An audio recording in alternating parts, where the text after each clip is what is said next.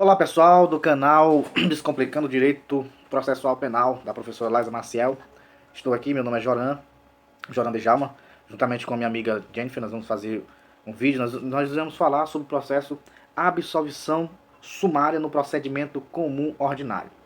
Bem, para começar falando, nós vamos ver o significado da palavra, o que significa, para você entender a absolvição sumária. A absolvição sumária, ela ocorre quando o juiz absolve o réu no início do processo instaurado para apuração do crime.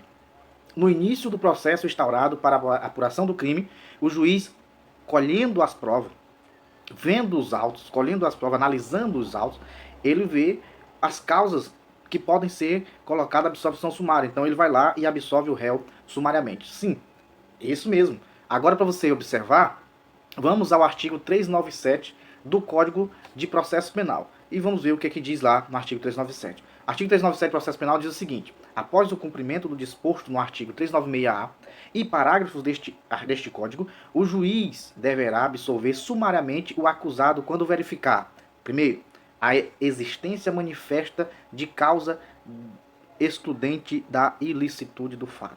Observe bem, a existência manifesta. Esta palavra é interessante. Não é só ter causa de excludente de ilicitude. Tem que ser a existência manifesta, tem que estar lá, tem que existir a excludente de ilicitude.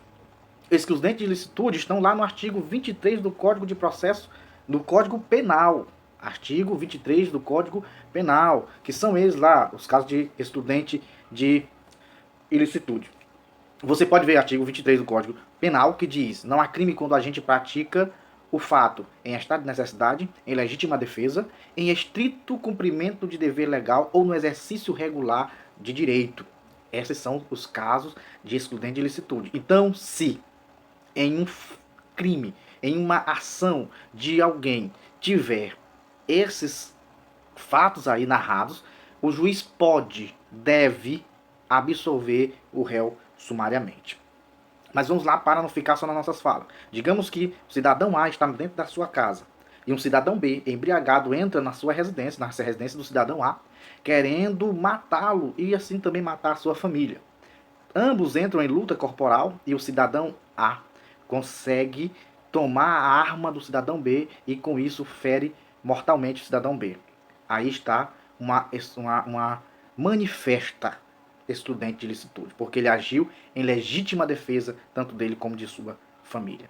Muito bem? Vamos lá para o segundo caso de que pode levar o juiz a absolver o réu sumariamente, que é a existência manifesta de causa excludente da culpabilidade do agente. Observe bem, a existência manifesta da causa excludente da culpabilidade do agente, salvo inimputabilidade, que inimputabilidade é outra coisa, ou a pessoa ser inimputável é outra coisa, tá bom? Aqui nós estamos falando de crime.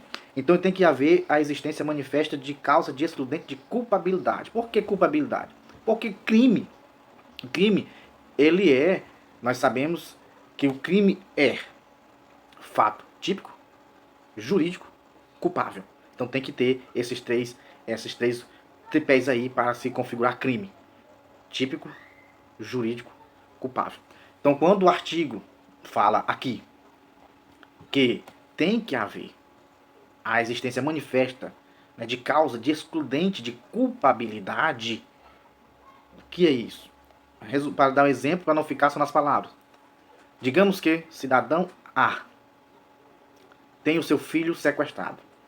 Mediante ameaças dos sequestradores, mediante coação dos sequestradores, ele é obrigado, ele é submetido a roubar um carro. Ele é obrigado a roubar um carro. Aí existe a causa manifesta de um excludente de culpabilidade, porque ele não fez de livre e espontânea vontade. Ele fez mediante coação, ameaça. Não é isso? Portanto, aqui encerro as minhas palavras e vou passar para a minha parceira Jennifer. É contigo, Jennifer. Vai lá. Muito obrigada pela explicação, meu nobre amigo Joran. Dando continuidade ao tema abordado, falaremos das outras hipóteses que dão causa à absolvição sumária. Bom, no inciso 3 do artigo 397 do Código de Processo Penal, encontramos a hipótese de quando o fato narrado evidentemente não constitui crime. Acontece quando, ao ser exposto ao fato, o juiz verifica que o fato não é tipificado criminalmente. Sabemos que há a tipicidade formal e a tipicidade material. A tipicidade formal diz respeito à lei, se realmente aquela conduta está tipificada em lei. Já a tipicidade material diz respeito à valoração dessa conduta, se ela realmente é importante ao ordenamento jurídico, se ela realmente ofendeu ou ameaçou o bem jurídico tutelado em questão. Bom, se não aconteceu nenhuma das opções, não há o que se falar em crime, então o réu poderá ser absolvido sumariamente. Já no inciso 4, verificamos a hipótese de quanto extinta a punibilidade do agente. Aqui verificamos a qualidade do agente de ser punido. Poderá ser extinta a punibilidade, por exemplo, quando o agente morrer, ou seja, o acusado morrer. Não teria como puni-lo, uma vez que a pena não pode transcender a pessoa do condenado. Também pode ocorrer em casos de peculato culposo, onde a pessoa repara o dano antes que seja dada a sentença irrecorrível, e assim é extinta a sua punibilidade, dando ensejo à absolvição sumária. Muito obrigada, fiquem em casa, tchau!